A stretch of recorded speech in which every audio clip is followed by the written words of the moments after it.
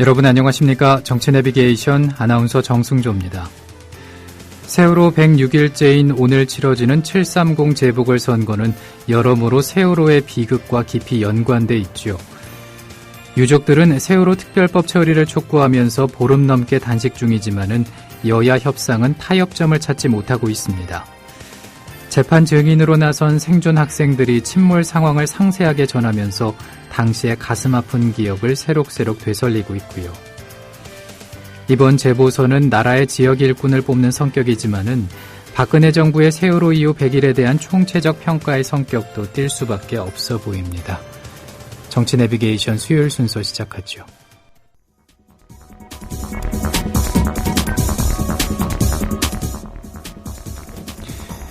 오늘 아침 간추린 뉴스입니다. 재보궐선거로는 역대 최대 규모인 15곳 국회의원 선거구에서 치러지는 730 재보궐선거 투표가 오늘 오전 6시부터 전국 1003곳에 마련된 투표소에서 일제히 시작됐습니다. 세월호 생존 학생들의 법정 증언이 이틀째 이어졌습니다. 학생들은 고통스러워하며 친구들이 왜 살아나올 수 없었는지 이유를 밝혀달라고 호소했습니다.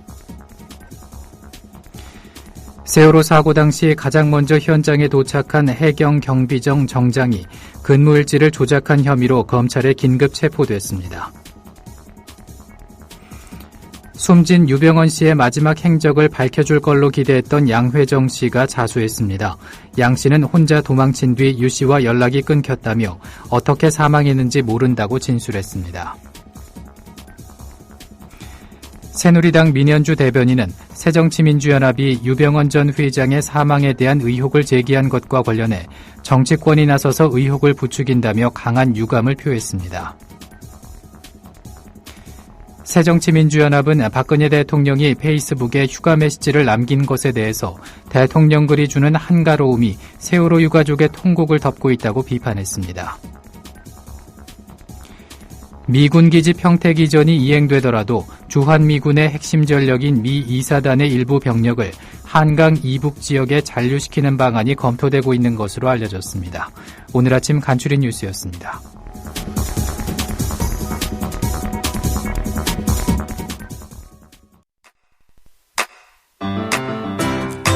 국민 라디오 지지하는 4가지 방법 아시나요? 다운로드하기, 별점 주기, 댓글 달기, 구독하기. 국민 라디오를 보다 많은 이들에게 전할 수 있는 가장 손쉬운 방법. 다운로드하기, 별점 주기, 댓글 달기, 구독하기. 잊지 마세요. 다운로드하기, 별점 주기, 댓글 달기, 구독하기.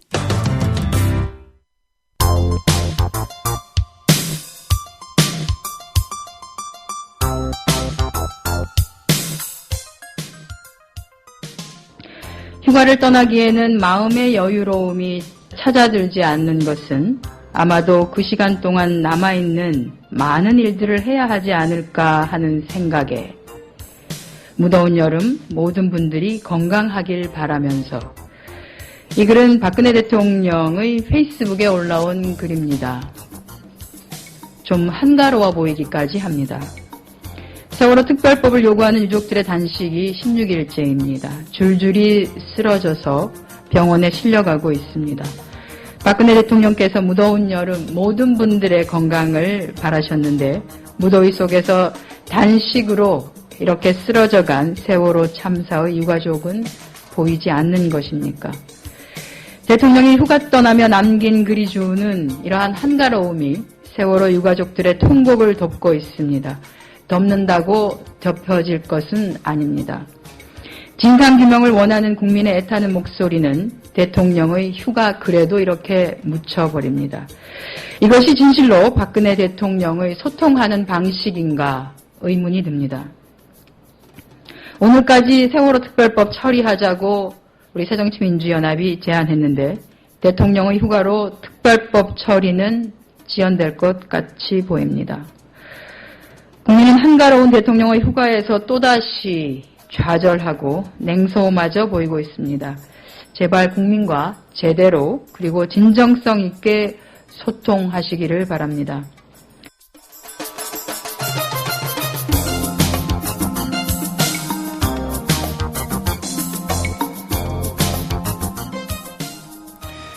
박근혜 대통령이 닷새간의 여름 휴가에 들어간 가운데 정치권이 연일 공방을 벌였습니다.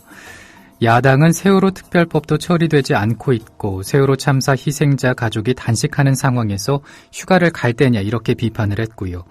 여당은 대통령 휴가를 선거용 정치 공세의 소재로 활용하고 있다면서 괜한 트집을 잡는다고 맞섰습니다. 한편 박 대통령이 페이스북을 통해 휴가 메시지를 남긴 것을 놓고 SNS에서도 댓글 논쟁이 벌어졌습니다. 새정치민주연합 한정혜 대변인의 기자회견장 함께하셨습니다. 국민라디오 정치내비게이션 듣고 계십니다. 현재 시각 7시 6분입니다.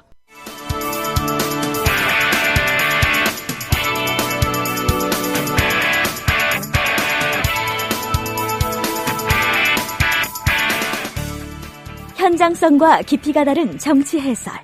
지금 여러분께서는 정치 내비게이션을 듣고 계십니다. 진행의 정승조 아나운서입니다. 계속해서 정가레이더 시간입니다. 수요일 이 시간에는 이강윤 정치평론가 전화 연결돼 있습니다. 안녕하십니까? 안녕하세요. 네. 730 재보궐선거 투표가 오늘 6시부터 시작이 됐습니다. 그 네. 판세 분석 어떻게 예상하십니까? 새누리당이 한석 또는 만약에 한 두 석쯤 더 앞설 수도 있는 게 아니냐는 의견이 좀 더 많은 것 같습니다. 예.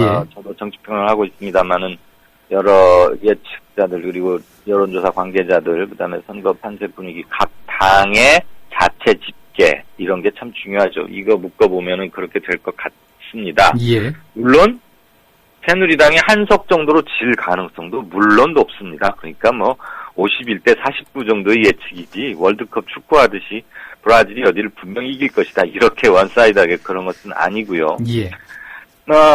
여대 야가, 그러니까 여기 야에는 새정치연합에다가 지금 노회찬 후보가 속해 있는 정의당도 포함해서 야권 이렇게 말하죠. 새누리당과 야권이 8대7 또는 그 반대로도 될 수도 있는데 여기 이제 변수는 서울 동작을 노회찬 나경원 후보가 붙고 있고, 그다음에 수원의 영통 임페이 전 청와대 비서실장과 박광원 새정치연합 제1야당 대변인, 그다음에 이정현 박심 친박 박 대통령의 입이라는 이정현 후보의 전남 순천 곡성, 그만큼 거기가 격전지다.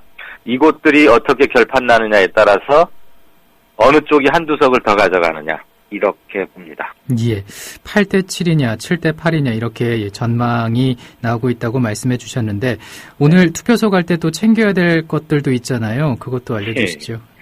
예, 9대6이 물론 될 수도 있습니다. 야, 예. 선거라는 것은 예. 몇십 표 차이로도 갈리는 것이니까요. 일단 새누리당이 만약에 이기게 된다면 야권 공천의 초기 난맥상, 그다음에 후보 단일화 효과가 계속 갈수록 유력을 발휘하지 못하고 있다. 이런 걸로 한번 유추해 볼 수 있겠고요. 예. 야당이 한 석 또는 두 석 정도를 더 이기게 된다면 저는 그것을 수치상으로는 간신히 이긴다. 국민 정서를 고려한다면 그것은 흔쾌한 승리는 아니다라고 보지만 어쨌거나 한두 석 더 많게 된다면 승리는 승리니까요. 그거는 세월호 무능 정부에 대한 심판론이 먹혔다. 그다음에 세월호 특별법 처리를 두고 지금 한 달 넘게 지리하게 야당 유족 측과 청와대 여당 정부 사이에 지금 대립이 갈수록 커지지 않습니까? 그런 거에 대한 반감, 그리고 투표일 얼마 앞두고 터진 유병헌 시신 발견에 대한 석연찮음 이런 게 작용할 것으로 보이고요. 예. 투표는 항상 듣는 말씀이고 지금 우리 2012년 4월 4.16 총선으로부터 지금 몇 달 새로 큰 선거를 한 번씩 치르고 있기 때문에 이제 다들 아실 텐데 이미 1시간 전인 6시부터 시작했고 오후 8시까지 합니다. 그 다음에 신분증 꼭 가져가셔야 되고요. 정당 명칭이나 후보자 이름 등을 유추할 수 있는 현수막 또는 누구를 지지합니다 이런 말을 자기가 아무리 적극 지지자라고 해도 그렇게 해서는 안 됩니다. 그건 단속 대상이고요. 예. 그렇지만 투표소 100m 이내에서 투표 참여만 권유하거나 이런 것들은 할 수 있습니다. 예. 아무튼 이번 재보선은 사실상 무승부로 끝난 지난 6.4 지방선거의 연장선 연장전 성격 갖고 있잖아요. 그래서 그렇죠. 여야 모두 막판에 당력을 총결집해서 표심 잡기에 열을 올린 상황인데 그렇습니다. 이번 재보선의 관전 포인트는 뭐라고 볼 수 있을까요? 첫 번째, 투표율이 30%를 넘길까? 여지껏 7, 8월 하반기에 치러진 선거들은 대개 30%를 못 넘었거나 겨우 턱걸이만 했습니다. 예. 단 한 번 예외가 있다면 2010년 지금 새누리당의 이재호 최고위원이 은평을 자신의 지역구이기도 했죠. 서울 은평을의 보궐선거가 열렸는데 거기 출마했을 때 거기만 한 35% 됐었거든요. 그러니까 전국적 관심을 모으거나 거물이 아닌 곳들은 투표율이 다 낮았다는 얘기고요. 이번에도 크게 다를 것 같지는 않습니다. 예. 두 번째, 후보 단일화가 지금 세 곳에서 이루어지지 않았습니까? 서울, 한국과 수원 두 곳인데 과연 단일화 효력이 얼마나 나타날까? 세 번째, 지난 6.4 지방선거는 이른바 박근혜 대통령 마케팅, 박심 마케팅이 막판에 상당한 효력을 본 것으로들 지금 짐작하고 있지 않습니까? 예. 근데 이번에는 여당이 그걸 내세우지도 않았는데, 즉 해봐야 한두 달 사이에 또 그거 똑같은 상품 내놔봐야 안 팔릴 것이라는 것도 있었지만 최근에 세월호 정국 이후로 대통령 지지율이 계속 하락세인 거 아닙니까? 예. 그래서 이제 박심 마케팅은 사라졌냐, 이 말은 요번 선거 한 번에만 통하는 박심 마케팅 차원이 아니라 앞으로 대통령의 위력이나 힘, 좀 더 나가면 레임덕이 언제쯤 올 수 있을까, 이런 것을 예측해 볼 수 있는 간접 가늠자의 역할을 한다는 점에서 제가 꼽고 싶고요. 마지막으로는 격전지 중에 격전지인 뭐 동작을이나 전남 순천곡성. 근데 순천곡성은 사실 그렇게 격전이 아닐 수도 있습니다. 결국은 야권 후보를 선택할 가능성이 높다고 보는데 선거 기간 내내 이정현 후보가 상당한 표심을 보여준 것은 사실이니까요. 예. 그다음에 평택을이 관심입니다. 평택을은 정장선 의원이라고 뭐 3선쯤 했으니까 이름들 많이 기억하실 텐데 평택의 터줏대감처럼 지내왔었는데 지난번에 한번 쉬었죠. 불출마한 뒤로. 이번에도 처음에 스타트 때는 아주 뭐 크게 앞서갔는데 새누리당 후보의 추격세가 상당히 빨랐어요. 그래서 지금은 서로 승리를 장담 못하는 정도면 사실 새누리당 후보는 거의 신인급이거든요. 예. 그러니까 자기의 아성이었던 데다가 전국적 지명도를 갖고 있는 정장선의 입장에서 볼 때는 뭐 좀 아슬아슬하고 그래서 관심을 모으는 것이고 수원 두 곳에서 아마 여야의 전체적 승패가 갈리지 않을까 이렇게 봅니다. 예. 근데 여야 모두 이 선거 승패에 따라서 지도부 책임론 등 후폭풍이 만만치 않겠어요? 당연합니다. 특히 야당이 심할 것으로 보입니다. 왜냐하면 여당은 김무성 대표가 지금 당대표가 된 지 얼마 안 된 데다가 이번 공천에 본인이 직간접으로 관여를 전혀 하지 못했습니다. 예. 그때 그 당대표 선거 출마 뭐 이런 거 하느라고요. 그리고 당 공천을 맡은 기구는 따로 있었기 때문에 이번 선거에서 설령 새누리당이 많이 진다고 하더라도 직접적 책임론을 받을 위치에 있지는 않은데 새누리당이 맨 애초에는 4석만 얻어서 15개 중에 4곳만 이겨서 과반이라도 간신히 유지하면 좋겠다가 목표였거든요. 예. 그런데 지금은 분위기가 확 바뀌어가지고 새누리당이 한 석이라도 이길 가능성이 높다라는데 지금 대부분 의견이 모아지고 있는 정도니까 불과 한 보름 전, 20일 전을 생각하면 아주 격세지감인 거죠.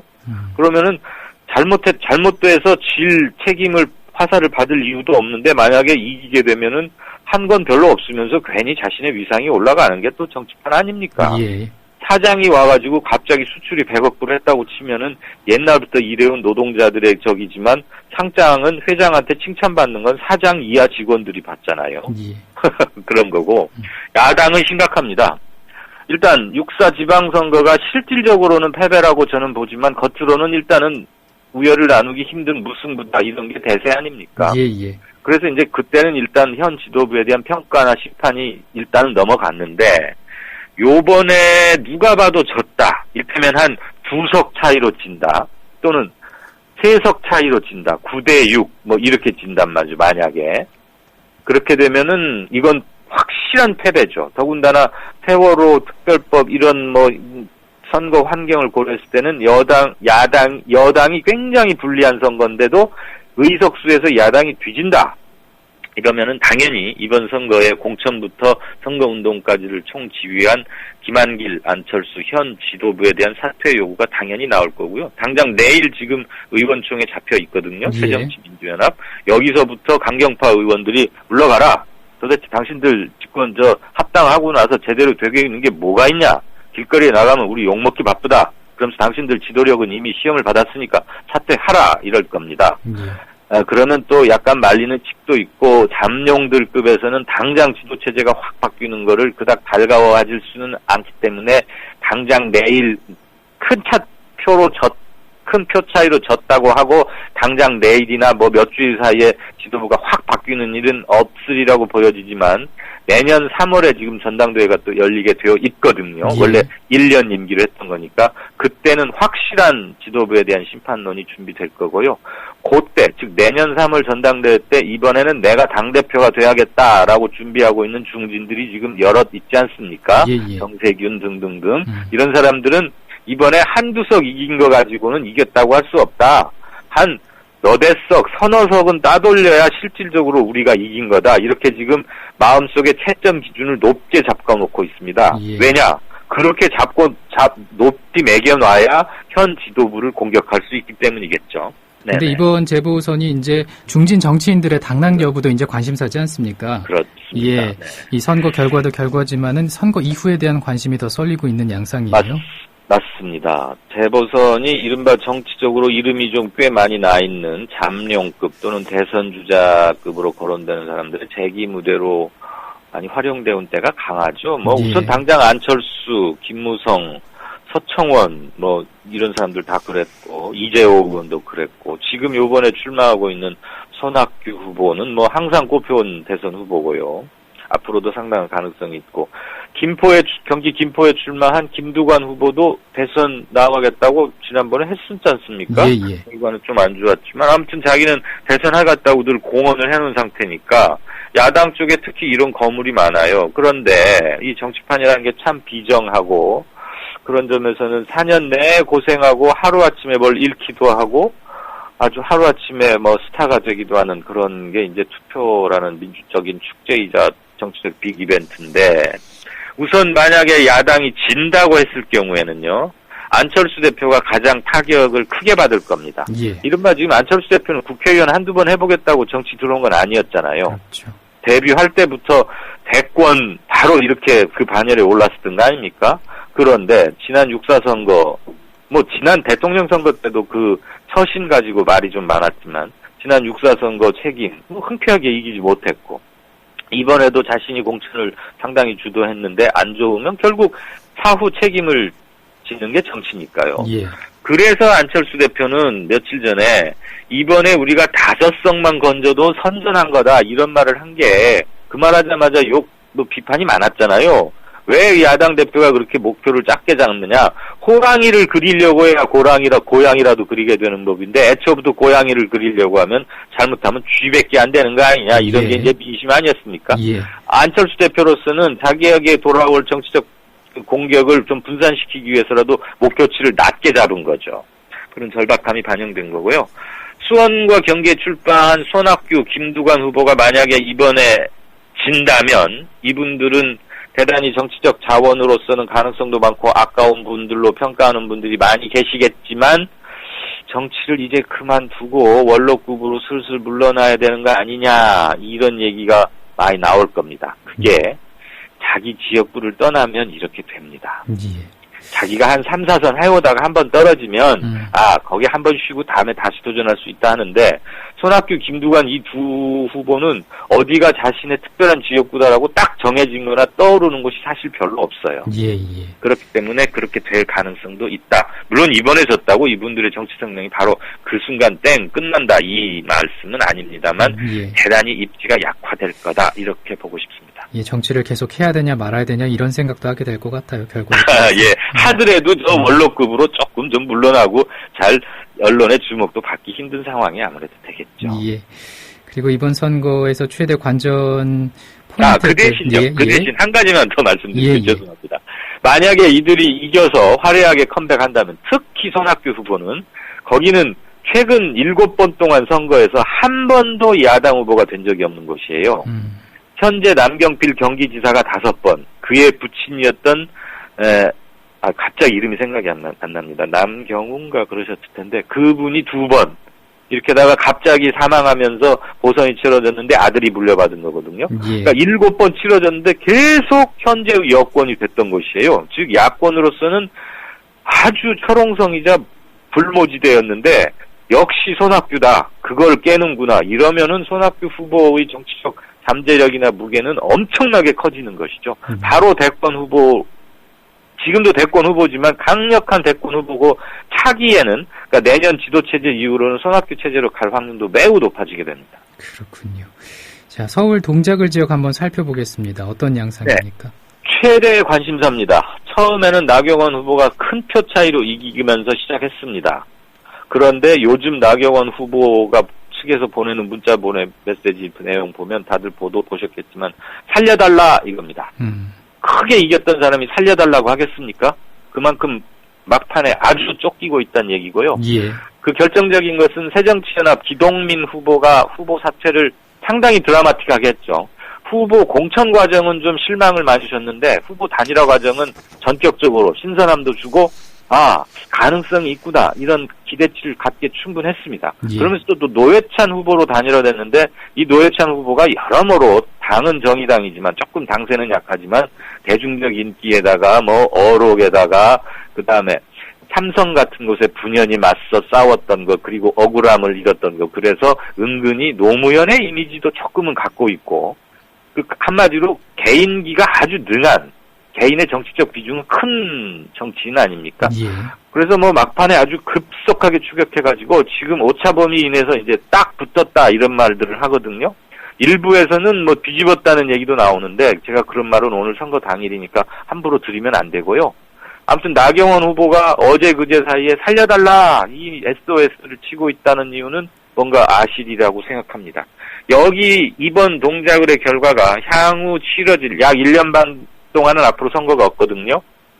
그 뒤부터 큰 선거가 또 시작되는데 세력 재편이 어떤 식으로 되어갈 것이냐, 그 다음에 세대별, 연령별 표심이 어떻게 날 것이냐를 알아볼 수 있는 저는 잣대다, 온도계가 될 것이다 이렇게 봅니다. 예. 오늘 시간이 다 됐네요. 벌써요? 예. 제가 말을 길게 해서 미안합니다. 아닙니다. 고맙습니다.